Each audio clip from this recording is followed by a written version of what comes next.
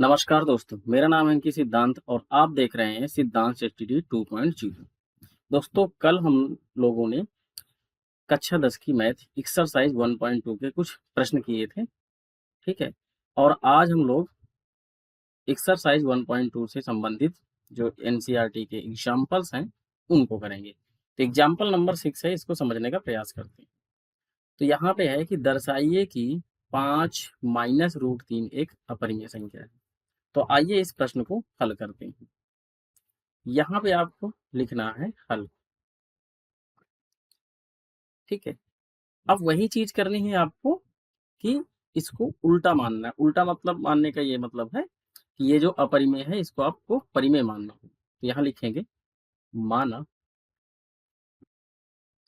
5 - √3 एक परिमेय संख्या है।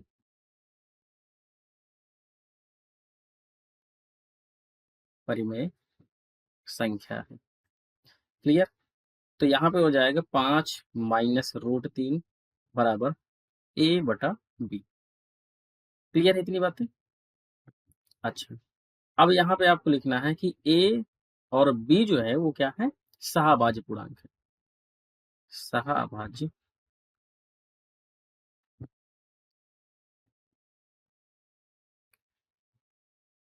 पूर्णांक है, जहां b जो है वो 0 के बराबर आपको नहीं लेना। क्लियर है इतनी बातें। अच्छा, अब यहाँ पे आपका ये हो जाएगा 5 - √3 बराबर a/b। अब प्यारे बच्चों यहाँ पे समझना है, जैसे आप √3 √2 इस तरीके के जो प्रश्न कर रहे थे, ठीक है, उनमें आपको वर्ग करवाने की आवश्यकता हो रही है। जब किसी भी रूट के अंदर कोई भी अभाज्य संख्या होगी और उसके साथ कोई भी चीज जुड़ रही है या घट रही है या फिर गुणा हो रहा है या भाग हो रहा है, तो हम इसमें क्या करते हैं, हम इसमें करते हैं कि रूट वाली संख्या को एक तरफ कर लेंगे और जो उसके साथ अन्य संख्या है उनको एक तरफ कर लेंगे। तो यहाँ पे हम क्या करते हैं, -√3 है तो आप माइनस को उठा के इधर लेके जाओ ताकि ये प्लस में हो जाए। ठीक है। हमको पता है कि 5/1 लिख सकते हैं परिमेय, और परिमेय को हमने a/b भी तो माना है। ठीक है।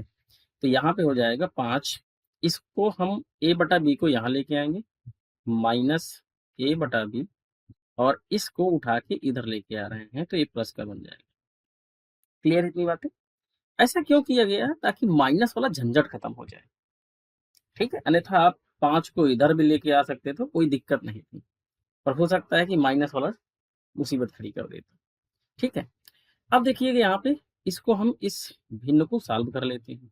तो एलसीएम ले लेते हैं, तो एलसीएम आ जाएगा b, यहाँ पे हो जाएगा 5b माइनस का a बराबर √3। बस आपको यहाँ तक ही सॉल्व करना है। क्लियर है। अब आपको आगे क्या लिखना है, यहाँ पे समझिएगा, इसको नेक्स्ट पेज में करते हैं। यहाँ पे आपको लिखना है चूंकि a व b पूर्णांक है, इसलिए 5b - a/b जो यहाँ संख्या आएगी ना सॉल्व करने के बाद, ठीक है, इसको यहाँ लिखना होगा 5b - a/b। भी एक भी एक परिमेय संख्या होगी। परिमेय संख्या होगी। बस ये चीज आपको लिख देनी। क्लियर इतनी चीजें। आप ध्यान समझने का प्रयास कीजिएगा।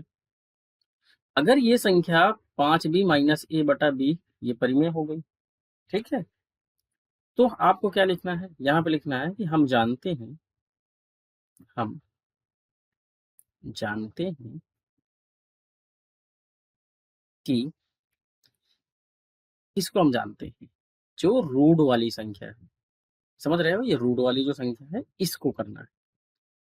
हम जानते हैं कि √3 एक अपरिमेय संख्या है।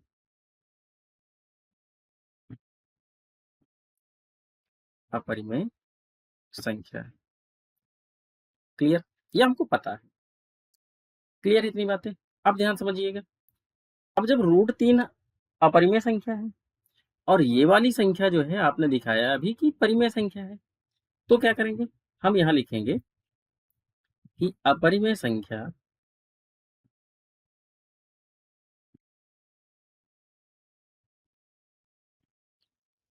बराबर नहीं होगी किसके? परिमेय के। कभी भी ऐसा नहीं हो सकता।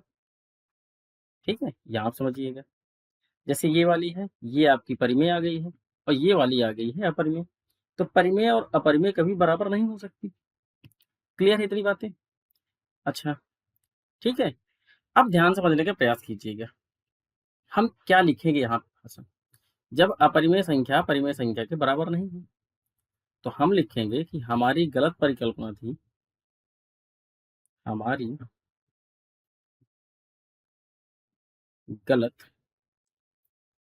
परिकल्पना थी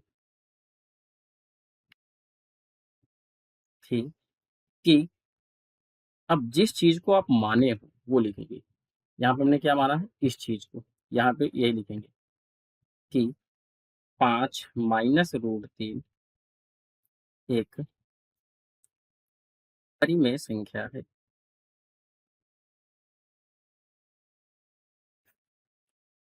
परिमेय संख्या है। मतलब ये है कि ये जो हमने शुरुआत में माना था ये बात गलत होती है। ठीक है? मतलब हमने गलत मान लिया था कि 5 - √3 एक परिमेय संख्या है। अगर परिमेय नहीं है तो फिर सीधी सी बात है, अगर परिमेय नहीं है तो ये अपरिमेय होगी। भाई जैसे समझिएगा, कोई भी ऐसे समझो, ठीक है? तो आप समझिएगा, कोई भी यहाँ पे एक व्यक्ति है, ठीक है? अब कोई कह रहा है कि भाई ये लड़का है, ठीक है? कोई कह रहा है ये लड़का है।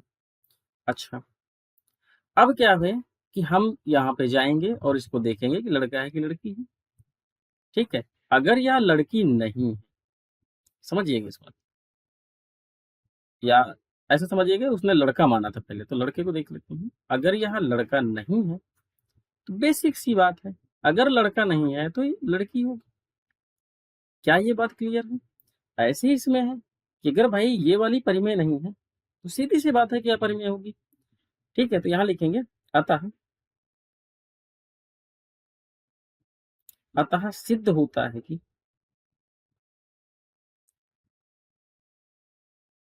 अतः सिद्ध होता है कि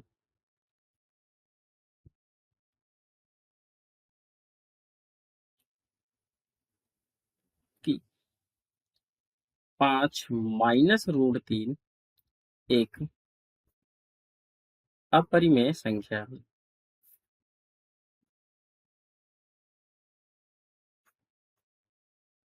ठीक है? बस आपको इतनी ही बातें लिखनी है। ठीक है? इसको मैं हटा दे रहा हूँ ये समझने के लिए। क्या ये बात आपको क्लियर है? ठीक है? अब देखो यहाँ पे मैं आपको कुछ बातें समझा देता हूँ। क्या समझा देता हूँ? ये जो टाइप है ये M - √n है। यहाँ पे आप प्लस भी ले सकते हो। ये इस टाइप का प्रश्न है। जब जब इस टाइप का प्रश्न आएगा तो इसमें ऐसे ही सॉल्व होगा। क्या ये बात क्लियर है? इसमें क्या करेंगे, रूट वाली संख्या को एक तरफ करेंगे, बाकी को एक तरफ करेंगे, और जो रूट के अंदर होगी संख्या उसको हम कह देंगे कि ये हम जानते हैं कि यह परिमेय है। ठीक है? और उसको इसी तरीके से सॉल्व करके आप दिखा देंगे। क्लियर है? तो ये इस टाइप का ही प्रश्न है। क्लियर है इतनी बातें?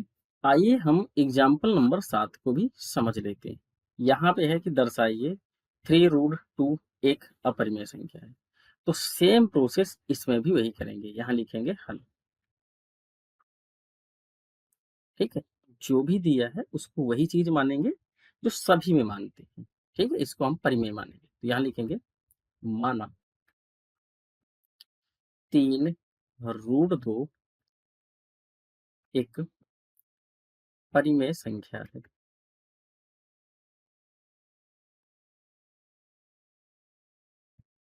परिमेय संख्या है। ठीक है?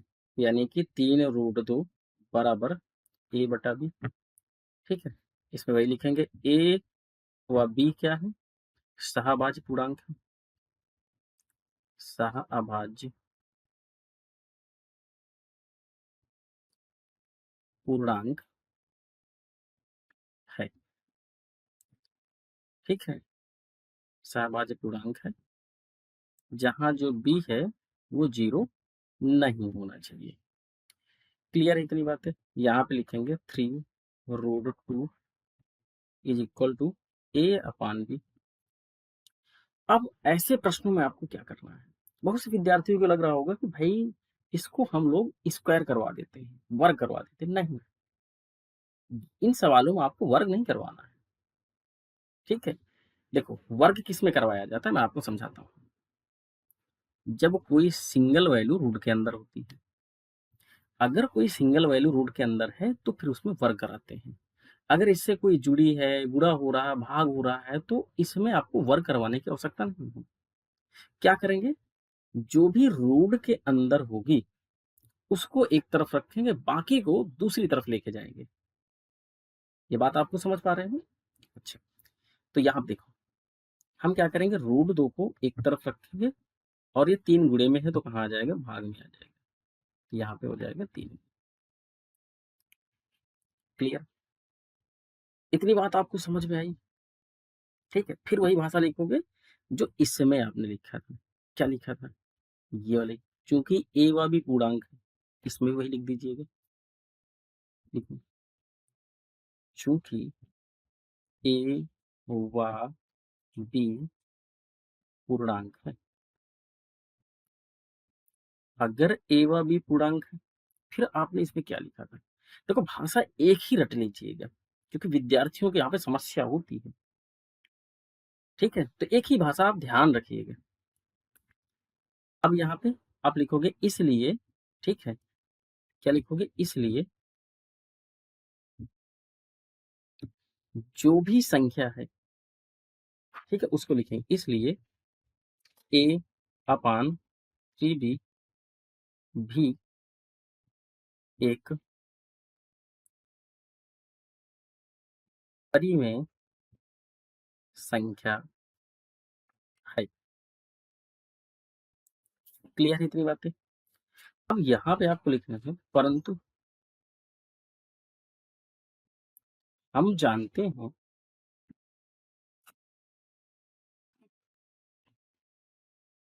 कि √2 जो है वो एक अपरिमेय संख्या है। √2 एक अपरिमेय संख्या है। क्लियर? अगर √2 एक अपरिमेय संख्या है तो यहाँ पे देखो ये अपरिमेय है और ये परिमेय है, तो हम यह लिखेंगे अपरिमेय संख्या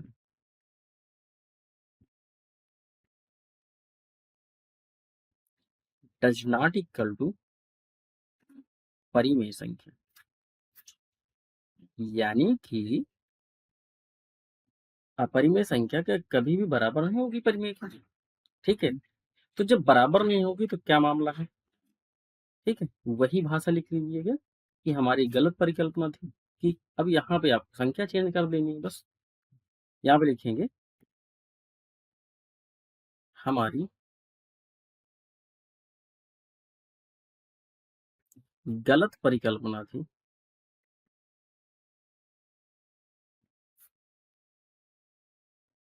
गलत परिकल्पना थी कि अब जिस सवाल को आप कर रहे हो वही लिखना है। जैसे यहाँ पे ये वाला ये माने थे, इसी को लिखना है कि 3√2 एक परिमेय संख्या है। ठीक है, फिर नीचे क्या लिखोगे? अगर ये परिमेय नहीं है तो सीधी सी बात है परिमेय है, तो यहाँ लिखोगे अतः यह सिद्ध होता है, यह सिद्ध होता है कि, ठीक है, 3√2 एक अपरिमेय संख्या है। बस आपको इतनी भाषा लिखनी है। क्लियर है दोस्तों? ठीक है? मैं आपको होमवर्क देता हूँ, ठीक? कैसे होमवर्क समझिएगा। पहला होमवर्क मैं आपको दे रहा हूँ इस तरीके से, 2 प्लस रूट 3 इसको आपको सिद्ध करना है, ठीक है? दूसरा क्वेश्चंस है और मान के चलो यहाँ पे 3 रूट 7 इसको सिद्ध करना है और तीसरा सवाल ये, ठीक है? इस बार हम ये दे रहे हैं रूट 5 माइनस रूट 4, ठीक है? इन प्रश्नों को आपको सॉल्व करना है नोटबुक में और फिर इनके जो है हम लोग कल जो है क्या करेंगे, इनका सोल्यूशन देखेंगे, ठीक है? फिर आप मैच कराइएगा। क्लियर है इतनी बातें? तो ये आपको होमवर्क करने हैं साथियों, ये वाले। इन प्रश्नों को हम लोग कल करेंगे। उसके बाद हम क्या करेंगे, उसके बाद सीधा हम एक्सरसाइज में आएंगे, जो एनसीईआरटी के एक्सरसाइज है 1.2 उनके प्रश्नों को करेंगे। आपको पता है कि बोर्ड एग्जाम की दृष्टि से, ठीक है, बोर्ड एग्जाम की दृष्टि से ये प्रश्नावली बड़ी इंपॉर्टेंट है। क्या है भाई? इंपॉर्टेंट है, ठीक है? यूपी बोर्ड की अगर बात करें तो हर बार इसमें से प्रश्न पूछे जाते हैं और क्वेश्चन आते कितने नंबर के हैं? विद्यार्थियों के मन में प्रश्न होगा कि आखिर इसमें से क्वेश्चन कितने नंबर का पूछा जाता है? तो भाई क्वेश्चन आता है 2 नंबर का। कितने का आता है? 2 नंबर का। आपसे ये सिद्ध करवाएगा, ठीक है? तो आपको इन प्रश्नों को हल करना है, ठीक है? और इसके सोल्यूशन हम लोग कल देखेंगे। क्लियर है गाइस? तो अगर वीडियो आपको अच्छा लगा है तो लाइक करें, शेयर करें और चैनल में नए हैं, ठीक है, तो चैनल को सब्सक्राइब करें।